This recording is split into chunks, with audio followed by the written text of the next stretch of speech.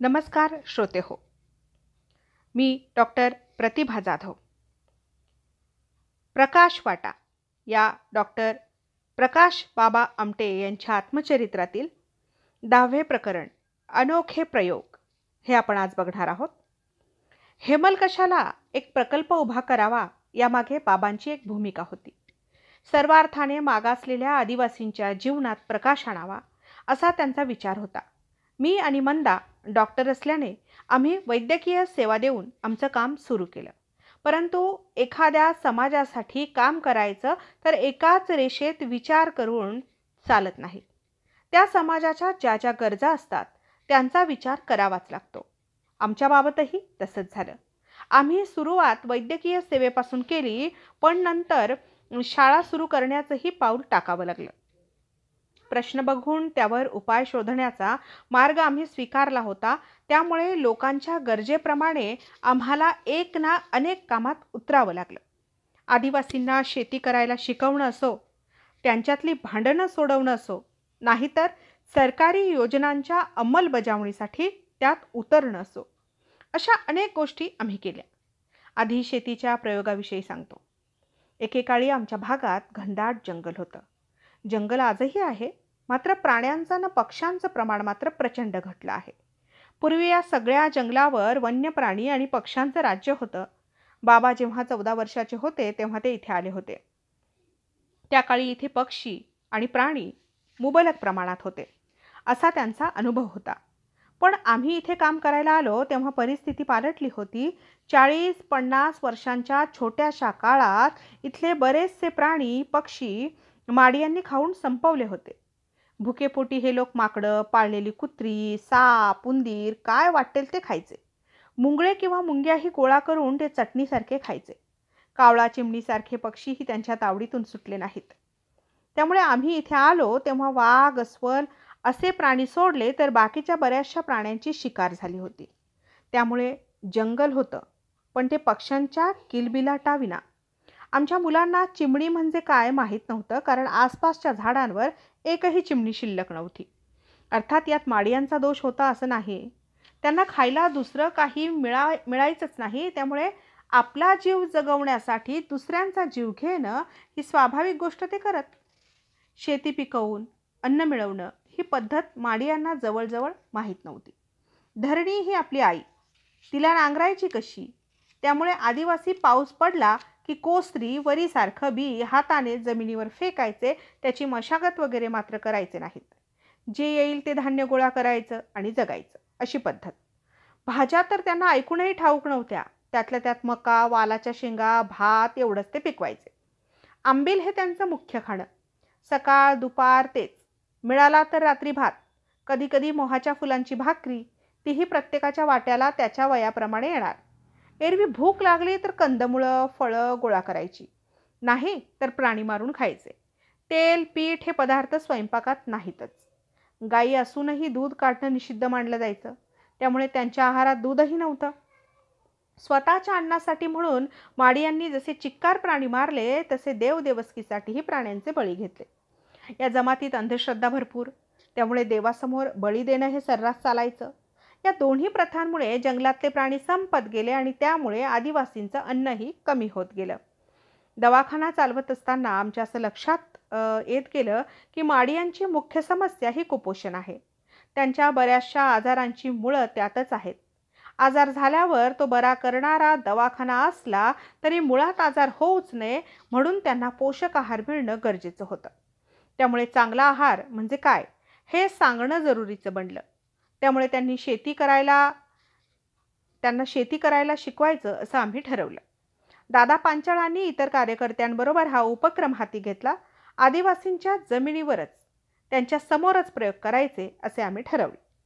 पण यासाठी जागा कशी मिळणार? सुरुवातीला आदिवासींचा आमच्यावर विश्वास नव्हता. आम्ही त्यांची जमीन बळकावू असं त्यांना वाटायचं. नंतर हळूहळू परिस्थिती बदलली. बियाणं घेऊन ते आमच्या जमिनीत पेरायचं आणि त्याचं रोप झालं की घेऊन शाळेतली मुलं त्यांच्या जमिनीवर ट्रॅक्टरमधून जायचे. नेतृत्व दादांकडे असायचं. त्यांनी प्रत्येक गावात अर्ध्या अर्ध्या एकराचे प्लॉट तयार केले. त्याच्यावर लागवड शिकवायला सुरुवात झाली. शाळेतली मुलं शक्यतो त्या गावातली त्या प्लॉटवर कष्ट करू लागली. त्यामुळे आपोआपच सगळ्या घरात त्यांचा प्रसार झाला. रोपं कशी लावायची, कोणत्या रोपांना कोणतं खत घालायचं, पाणी कसं द्यायचं, हे सगळं आम्ही शिकवायचं. दादांनी यासाठी जपानी पद्धतीच्या लागवडीची संकल्पना वापरली होती. जपानी पद्धत म्हणजे आधी रोपं तयार करायची आणि मग त्यांची पुनर्लावणी करायची. नुसतं बी पेरायचं नाही. या पद्धतीमुळे नेहमीपेक्षा दुपटीने भाताचं पीक येतं. सुरुवातीला रोपं तयार करून दिल्यावर आता त्यांनीच बीही लावावं म्हणून त्यांना बियाणं पेरायला द्यायला लागलो. दान नादान करतं हे बाबांचं सूत्र. त्यामुळे आम्ही धान्य बँक उघडली. म्हणजे बिरादरीने जर एखाद्या माडियाला 1 किलो बियाणं दिलं तर त्याच्या बदल्यात त्याने पीक आल्यावर 1 किलो धान्य आणून द्यायचं. भाजीपाल्यासाठीही त्यांना बी द्यायचो. त्यांना भाज्या कशा लागतात हे माहीतच नव्हतं, पण पोषक आहाराचा भाग म्हणून त्यांनी हिरव्या भाज्या खाणं गरजेचं होतं. त्यामुळे पावसाळ्याच्या सुरुवातीला धान्य आणि भाजीपाला यांच्या बियाणांची पाकिटं करून ती आम्ही त्यांना द्यायचो. फळांची रोपं द्यायचो. एकात्मिक ग्रामीण विकास कार्यक्रम या सरकारच्या योजनेचा त्यासाठी आम्ही भरपूर उपयोग करून घेतला. 1978 ते 1982 या काळामध्ये शेतीच्या या प्रयोगासाठी शासनाकडून आम्हाला दरवर्षी 10 लाख रुपये मिळाले. माडिया माणूस अतिशय प्रामाणिक. जेवढं बियाणं घेऊन जायचे ते बहुतेक जण परत करायचे. अगदी 99.99% इतकी ही परतफेड होती. धान्य मोजणं त्यांना कळायचं नाही, पण ते अंदाजाने घेऊन यायचे. आम्ही मग ते मोजून घ्यायचो आणि जास्तीचं धान्य त्यांना परत द्यायचो. आदिवासींचं मुख्य अन्न भात ते सुधारित पद्धत वापरून पिकवल्यामुळे त्यांचं उत्पादन वाढलं. काही धान्य विकून त्यांच्या हातात रोख पैसे येऊ लागले. हे लोक नंतर भाजीपालाही मोठ्या प्रमाणात पिकवू लागले. त्यांच्या आयुष्यात या छोट्याशा गोष्टीनं खूप फरक पडला. त्यांना व्यवस्थित खाणं मिळायला लागलं. अर्थात त्यामुळे त्यांनी प्राणी मारणं पूर्ण बंद केलं नसलं तरी त्यांचं प्रमाण बरंच कमी झालं. आदिवासींच्या स्वतःच्या पोषक आहाराची सोय होणं आणि प्राण्यांची हत्या थांबवणं अशा दोन्ही गोष्टी या प्रयोगामुळे साध्य झाल्या. पुढे 1982 सालानंतर सरकारने अनुदानाच्या काही योजना जाहीर केल्या. त्यामुळे धान्य बँकेची पद्धत आम्ही चालवण्याची आवश्यकता उरली नाही. आदिवासींना शासनाकडून थेट मदत मिळू लागली. खरं तर शेती ही अगदी प्राथमिक गोष्ट, पण अंधश्रद्धेमुळे आणि अज्ञानामुळे ती कशी करायची हे माडियांना माहीत नव्हतं. जमीन ही आपली आई असली तरी तिचीही मशागत करावी लागते. तिला पाणी द्यावं लागतं, म्हणजे ती त्याचं फळ देते. त्यामुळे जमीन नांगरणं हे तिला दुखावणं नाही, तर तिची काळजी घेणं आहे, हे त्यांना पटवून द्यायला लागलं. पुढे शाळेतली मुलं शिकून गावी गेली आणि त्यांच्यामुळे आमचं काम सोपं होत गेलं. शेतीत आम्ही लक्ष घालायची गरज राहिली नाही. आम्ही त्यातून हळूहळू बाहेर पडलो. गावातल्या लोकांचा विश्वास आम्ही जसजसा संपादन करत गेलो तसतसे इतरही प्रश्न घेऊन ते माझ्याकडे यायला लागले. सगळीकडे असतात तशी त्यांच्यातही भांडणं कुरबुरी असायच्याच. कर्जावरून वाद, नवरा बायकोची भांडणं असे तुलनेने किरकोळ वाद जास्त असायचे. ते सोडवायला ते कुणाकडे जाणार? तेव्हा हे मलकशाला एक कॉन्स्टेबल असायचा, पण त्याच्याकडे तंटा घेऊन गेलं तर तक्रार दाखल करायला तो पैसे घेणार. पुन्हा तक्रार दाखल केली तर कोर्ट तिथून 150 मैलांवर. हे लोक जाणार येणार कसे? खर्च कसा करणार?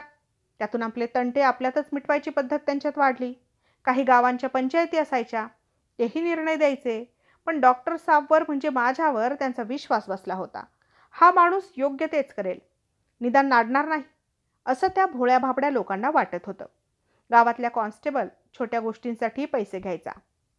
एखाद्या माणसाचा अपघाती मृत्यू झाला तर हा खून कशावरून नाही, त्या मृतदेहाला पोस्टमार्टमसाठी घेऊन चला असं तो म्हणायचा. पोस्टमार्टमसाठीही 80 किलोमीटरवर जावं लागायचं. एवढ्या लांब बैलगाडीतून जाणार कसं? मग ही माणसं हातापाया पडू लागली की 1000 रुपये काढा म्हणायचा. हे गरीब लोक एवढा पैसा कुठून आणणार? ते घाबरून जायचे. मग ते माझ्याकडे यायचे.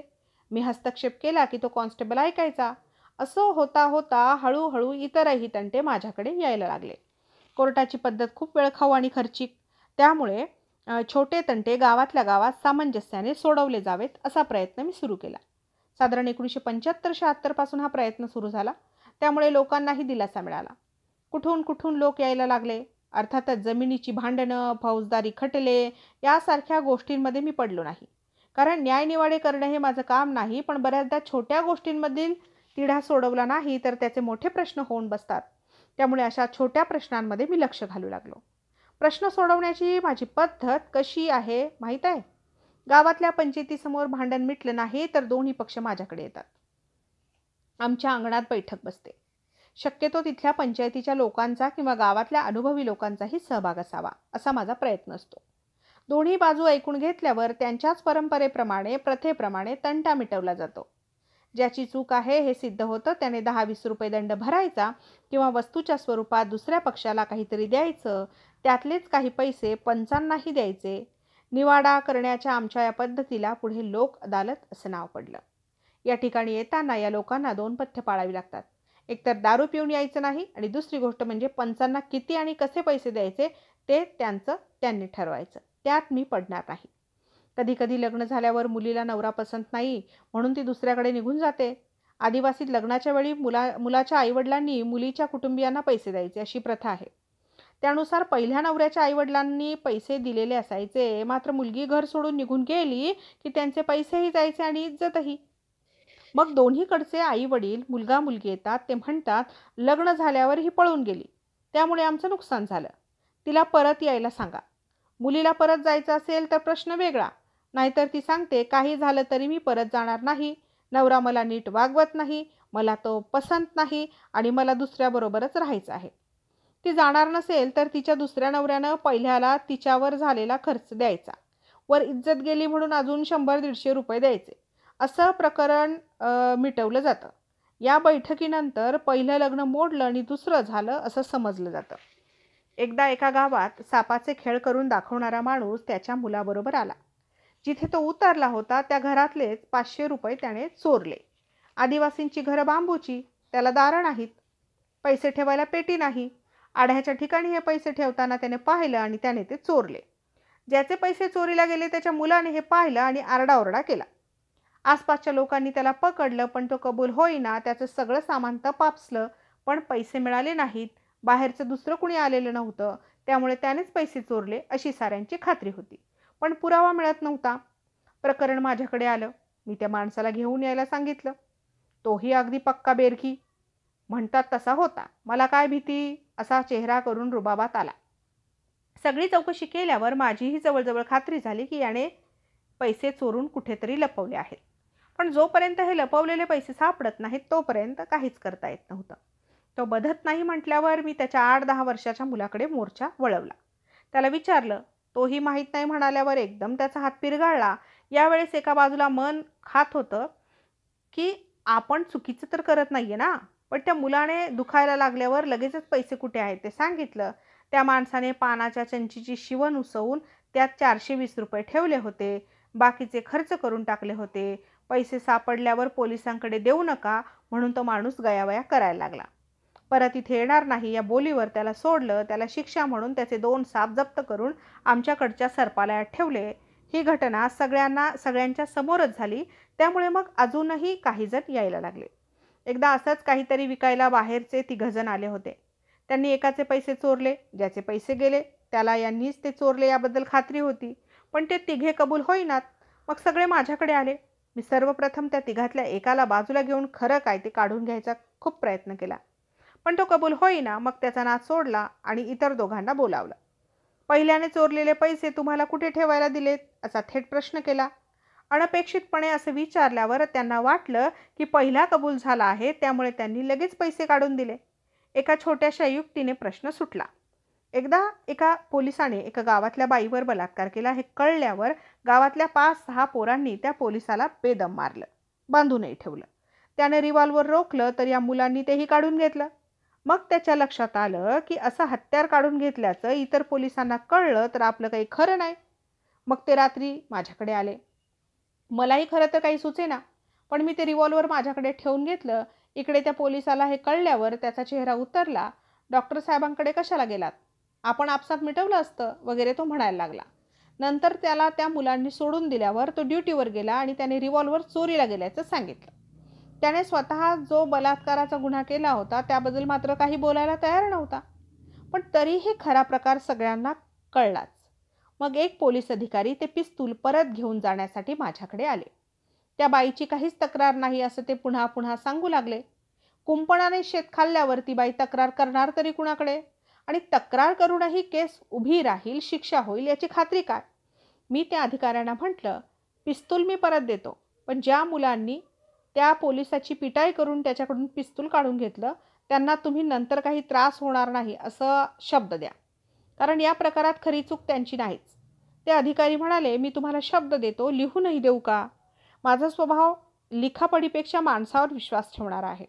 त्यामुळे मी त्यांच्याकडून लिहून वगैरे घेतलं नाही, पण नंतर कितीतरी दिवस त्या मुलांना काही त्रास होईल का याचं दडपण मलाच खूप वाटत राहिलं. प्रत्यक्षात मात्र त्यांनी आपला शब्द पाळला. त्या मुलांना त्यांनी हात लावला नाही. एकदा माझ्याकडे एक वेगळीच केस आली. एका गावातल्या 3 भावंडांची ही गोष्ट. गावातला एक माणूस चेटूक करतो असा या तिघांचा त्यावर संशय होता. या चेटूक करणाऱ्या माणसामुळे आमची 2-3 मुलं मेली असं त्यांना वाटत होतं.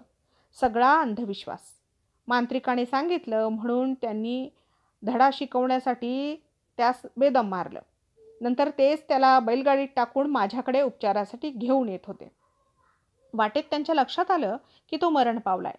त्यांचा हेतू त्याला जीवानिशी मारायचा नव्हता, पण कुणाचा तरी मार वरमी बसून तो माणूस मेला असावा. हे सारं झाल्यानंतर ते माझ्याकडे सल्ला मागायला लागले. जे घडलं होतं यात त्याचा अर्थ स्पष्ट होता. हा सरळ सरळ खुनाचा गुन्हा होता. पण त्यातल्या कुणाच्या माराने तो मेला हे सांगणं कठीण होतं. ते तिघही रडवेले झाले होते. आता प्रकरण पोलिसात जाणार आणि आपल्यानंतर आपल्या कुटुंबाचं काय होणार अशी भीती त्यांना वाटत होती. मी त्यांना सुचवलं की तुमच्यापैकी एकाने या प्रकाराची जबाबदारी घ्यावी आणि बाकीच्यांनी त्याच्या कुटुंबाची. त्यांना ते पटलं. मग त्यांच्यातल्या एका भावाने ती जबाबदारी घेऊन शिक्षा भोगली.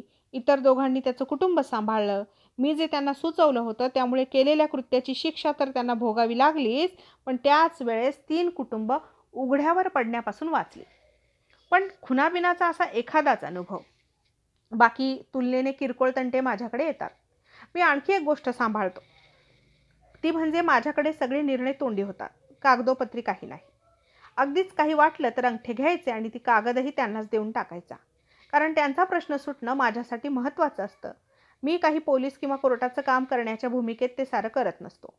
इथे विश्वासावर गोष्टी व्हाव्यात अशी माझी भूमिका असते. तशी त्यांच्यातही लिखापडीची पद्धत नाहीच.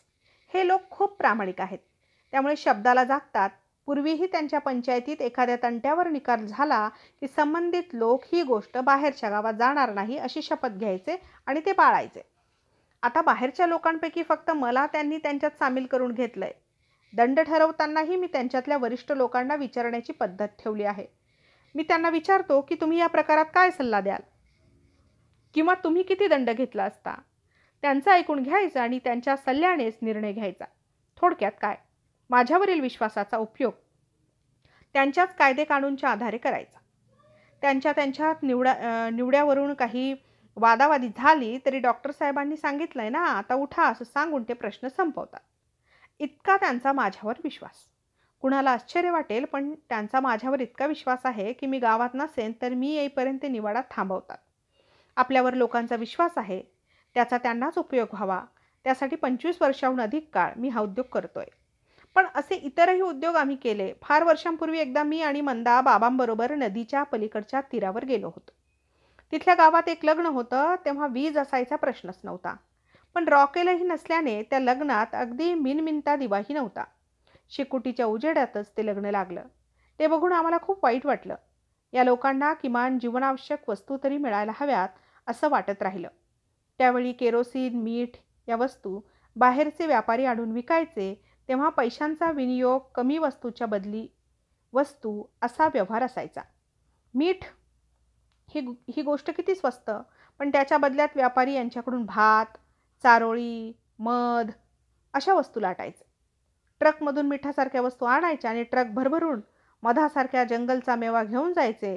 पण या लोकांनी आपण फसवले जातोय हे कळायचं नाही.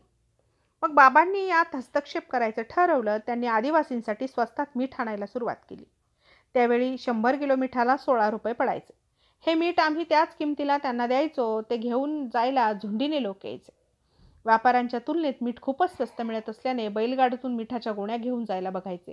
खरं तर अन्नात मीठ किती लागणार, त्यामुळे त्याची काही गरज नाही हे सांगताना आमच्या नाकी नऊ यायचे. मीठ, केरोसिन व धान्य बिजाई वाटप हे काम अनेक वर्ष विलास मनोहर यांनी नेटाने चालू ठेवलं. या कामामुळे आदिवासींचं होणारं शोषण बरंचसं थांबलं. जे मिठाचं तेच कपड्यांबाबत. जेव्हा इथल्या आदिवासींनी कपडे घालायला सुरुवात केली, त्याच सुमारास सरकारने जनता साड्या नावाचा उपक्रम सुरू केला होता. 16 रुपयांना एक अशा या साड्या मिळायच्या. पण इथे बाहेरून जे लोक यायचे ते 25 रुपयांना एक साडी विकायचे. त्यातून त्यांना बराच नफा मिळायचा आणि आदिवासींचं मात्र नुकसान व्हायचं. मग मंदानं ठरवलं की त्यापेक्षा आपणच या साड्या आणून इथल्या लोकांना का देऊ नयेत. 2-4 जणांसाठी आणायच्या त्याऐवजी मोठ्या प्रमाणावर आणू. मग आम्ही 300-400 साड्या आणायचो. जायचा यायचा खर्च काढून या साड्या ना नफा ना तोटा या तत्वावर विकायचो. विडी पत्त्याच्या काळात जेव्हा या लोकांच्या हातात 4 पैसे यायचे, तेव्हा या साड्या घ्यायला लोकांची आमच्याकडे गर्दी व्हायची. दुपारी जेव्हा दवाखान्यात थोडी कमी गर्दी असायची, त्या काळात मंदाच हे काम सांभाळायची. पुढे साड्यांची ही योजना सरकारने बंद केली. खरेदीवर काही अंकुश नसल्याने गरजू लोकांऐवजी व्यापारीच या साड्या खरेदी करायचे.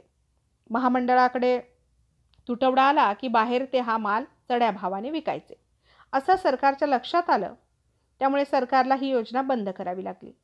या योजनेचा गैरवापर होतो हे आम्हाला आधीच कळलं होतं. गरिबांसाठीच्या योजना गरिबांपर्यंत पोहोचाव्यात यासाठी आम्ही आमच्या पद्धतीनं त्यावर उपाय शोधला होता. पण सरकारनेच ती योजना बंद करून टाकल्यानंतर आम्ही तरी काय करणार. सरकारच्या बऱ्याच योजनांचं असं होतं, ज्यांच्यासाठी त्या योजना सुरू केल्या जातात त्यांना एकतर या योजनांची माहिती मिळत नाही किंवा त्यांच्यापर्यंत ती मदत पोचते ती अगदी अपुरी पोचते. कारण मधल्याच लोकांनी ती बऱ्याचदा उपटलेली असते. मध्यंतरी कवेलू या एक प्रकारच्या टाईलसाठी प्रत्येकी 1000 रुपयांची मदत सरकारने जाहीर केली होती. कुणीतरी ग्रामसेवक घरोघरी जाऊन हे सांगतो, फॉर्म भरून घेतो, त्यांचा अंगठा क्वचित कुणाची सही घेतो आणि पैसे मिळण्यासाठी याला त्याला पैसे द्यायला लागले म्हणून त्यांच्या हातावर 800 रुपये टेकवतो. असा प्रकार आमच्या कानी ऐकू येत होता.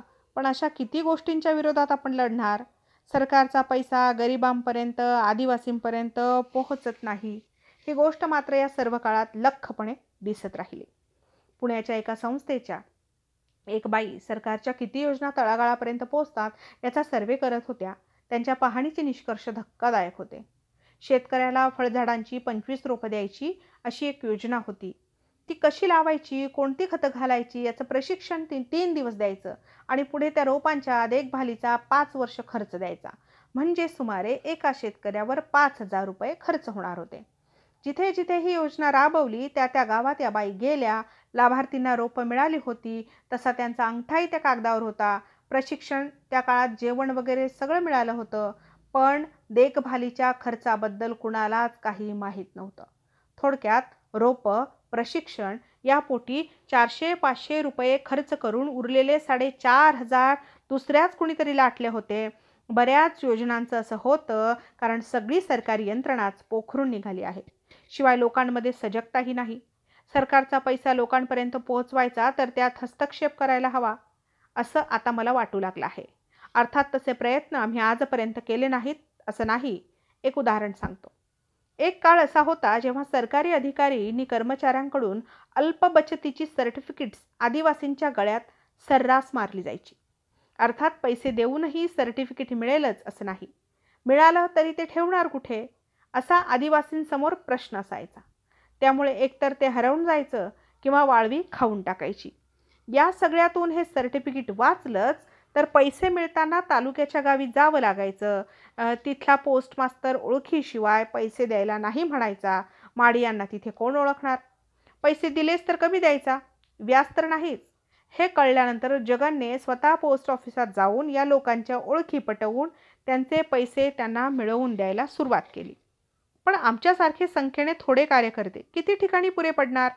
आम्हाला जमेल त्या ठिकाणी आम्ही आदिवासींना मदत करतो. पण या बाबतीत करण्यासारखं खूप आहे हेही खरंच.